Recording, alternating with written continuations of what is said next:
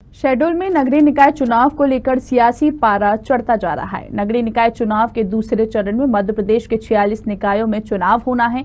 प्रत्याशी जोर शोर से चुनाव प्रचार कर जनता को क्षेत्र में विकास का भरोसा दिला रहे हैं। भाजपा ने वार्ड क्रमांक 3 से पार्षद पद की प्रत्याशी के लिए शालिनी सरावनी पर भरोसा जताया है।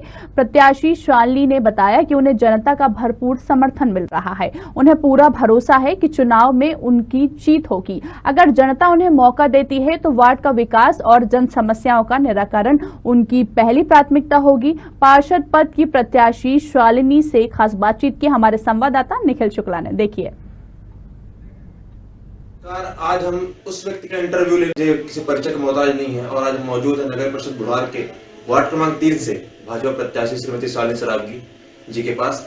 जी हाँ, बता दूं कि पूरा परिवार एक ऐसे ऐतिहासिक भाजपा दृष्टिकोण से जुड़ा हुआ है जो न किसी परिचय का मोहताज है न किसी संक्षिप्त का।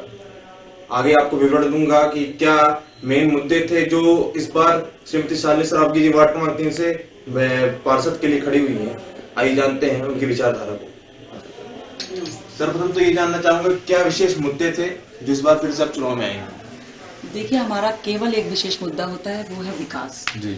हम ये चाहते हैं कि जब हम सत्ता में आए तो सत्ता में बैठना कोई हमारे लिए लालच का रूप नहीं है। हम चाहते हैं कि जनता तक, अंत में खड़े हुए व्यक्ति तक जो योजनाएं सरकार की हैं, जो जनहितैषी योजनाएं हैं, वो उन तक पहुंचे। और विकास को लेके ही हम लोग ये चुनाव लड़ रहे हैं, चाहे वो फिर जल की समस्या हो, सड़क की समस्या हो, बिजली की समस्या हो, हम लोग उसका निराकरण चाहते हैं। हम चाहते हैं कि जब हम सरकार बनाएं तो जो ये नगर पालिका का जो उद्देश्य होता है उसको पूर्ति कर सकें। चूंकि चुनाव एक उत्सव त्योहार की तरह होता है, लगातार आप जनसंपर्क में जा रही होंगी, क्या ऐसे कोई विशेष मुद्दे जनता द्वारा बताए जाते हैं जो कि वार्ड में नहीं है या भविष्य में कराए जा सकते हैं? देखिए, हम सभी को पता है कि इंडिया अभी डेवलपिंग कंट्री है। इसको थोड़ा सा समय लगेगा चीजों को हर घर तक पहुंचाने में। फिर भी हमारी सरकार ने जो प्रधानमंत्री आवास योजना लाई है, मैं आपको बता दूं कि इतने सारे लोग, जब मैं जाती हूं तो जो एक खुशी का माहौल, जैसा आपने कहा उत्सव होता है, तो हम लोग उसको फील करते हैं। जिनके पास छत नहीं थी आज उनके पास छत है। कई ऐसी योजना है, उज्ज्वला योजना आप ले लीजिए, लोगों को चूल्हे में खाना बनाना पड़ता था, आज महिलाएं कई रोगों से बाहर निकल आई हैं इन सबके चलते। बच्चियों के लिए जो सरकार ने योजना की है, बेटी बचाओ बेटी पढ़ाओ, तो हमारी सरकार पैदा होने से लेके जो अंत समय तक के समय में जो योजनाएं ला रही है, तो हर व्यक्ति स्वीकार करता है कि हमारी सरकार ने उनको बहुत कुछ दिया है जो वाकई में पहले उनको नहीं प्राप्त हो रहा था। चूंकि आप पूर्व समाज सेवा में जुड़ी हुई हैं, लगातार समाज सेवा जनहित कार्य करती हैं और निम्न तबके ग्रामीण लोग भी वार्डों में निवासरत हैं, महिलाएं हैं, उनके लिए क्या ऐसी विशेष सुविधाएं देंगी जो भविष्य में उनको स्वरोजगार उत्पन्न कर सके, उनके लिए विशेष कार्य कर सके? मैं आपको बता दूं कि अभी सरकार के द्वारा 25 स्व सहायता समूह का परिकल्पना आई है अभी, और उसमें मैंने अपने वार्ड से ही कई लोगों को प्रेरित किया। जैसे कई महिलाएं हैं जो बहुत अच्छा सिलाई का काम करती हैं, कई अचार बड़ी बनाती हैं, अगरबत्ती बनाती हैं। तो स्व सहायता समूह के माध्यम से मैं चाहती हूँ कि हमारी उन महिलाओं को जिनमें बहुत सारी क्षमताएं हैं, कहीं ना कहीं उनको इस बारे में पता नहीं है, उनको इस बारे में जानकारी हो और उनको ये मिले।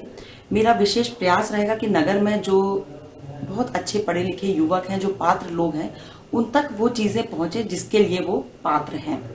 इस पंचवर्षीय के पहले भी आप पूर्व में अध्यक्ष रह चुके हैं, अब ये वार्ड पार्षद का चुनाव भी लड़ रहे हैं। यदि आप जीतते हैं तो आपकी ऐसा क्या विशेष कार्य योजना रहेगी जिसमें जनता को लाभ मिल सके? भैया, मैं विशेष तौर पर चाहूंगी, जब मैं पूर्व में थी तो हमारी सरकार के द्वारा नल जल योजना आई थी, वो अभी प्रोसेस में चल रही है। मैं चाहूंगी कि जितनी जल्दी मैं बैठूं, मीठा पानी घर घर तक, कई घर ऐसे हैं जहाँ पर अभी पाइपलाइन बिछनी बाकी है, हमारी सरकार प्रयासरत है कि वो चीज़ें पहुँचे। तो मेरा प्रमुख मुद्दा रहेगा कि क्योंकि जल है तो जीवन है और उससे कई बीमारियां भी उत्पन्न होती, तो सबसे पहले जो योजना ऑन प्रोसेस है उसको मैं घर घर तक पहुँचा दूँ। उसके बाद मैं चाहूँगी कि जो तालाब हैं, जो गंदे हैं, उनकी सफाई हो, उनकी स्वच्छता हो। साथ ही साथ बिजली व्यवस्था जो थोड़ी सी बीच में अभी लड़खड़ाई थी, उस पर हम अच्छे से काम कर सकें। और साथ ही साथ जो रोड जहाँ पर बहुत विगत वर्षों से नहीं बन पाई है, तो उन पर हमारा काम चले और सतत जो हम लोग का एक ध्येय है, जो लक्ष्य है विकास, उसको कितना धरातल पर हम उतार सकते हैं, वही मेरा लक्ष्य रहेगा। नगर परिषद बुढ़ार के समस्त मतदातागण से क्या अपील है आपकी? विशेष अपील क्या है कि भारतीय जनता पार्टी को किस तरीके से आगे बढ़ाएं और जिताएं? मैं आप सभी से ये अपील करना चाहूंगी कि आपने देखा कि किस तरह से हमारी सरकार हर व्यक्ति तक अपनी योजना पहुंचा रही है, चाहे वो निम्न वर्गीय हो चाहे वो मध्यम वर्गीय हो। तो मैं आप सबसे अपील करना चाहूंगी कि भारी बहुमत से आपका मत सबसे बड़ा अधिकार है जो लोकतंत्र में आपको प्रदान किया गया है, उसका बिल्कुल सही उपयोग करें, क्योंकि ये चुनाव एक दिन का नहीं है, ये उत्सव पूरे 5 वर्ष का है। तो हमको सोच समझकर सही प्रत्याशी का चयन करना है। और मैं अपील करूंगी कि आप सभी भाजपा में कमल के फूल में अपना बटन दबाकर बहुमत मत हम लोग को प्रदान करें। चलिए, आपको हमारी साधना न्यूज और मेरी तरफ से हार्दिक शुभकामनाएं। आप पूर्व की तरह से इस बार फिर चुनाव लड़ें, जीतें और अध्यक्ष का भी चुनाव जीतें और बुढ़ार का सर्वांगीण विकास करें। धन्यवाद भैया, मैं आपसे ये कहना चाहूंगी कि जिस तरह की भी प्रणाली लागू हुई है, तो अध्यक्ष का चुनाव जो है लोग भ्रांति में है। ये हमारा संगठन तय करता है कि कौन आगामी वर्ष पर उस पद पर बैठेगा। हाँ, लेकिन मैं ये आश्वस्त करती हूँ कि अभी मैं पार्षद का चुनाव लड़ रही हूँ।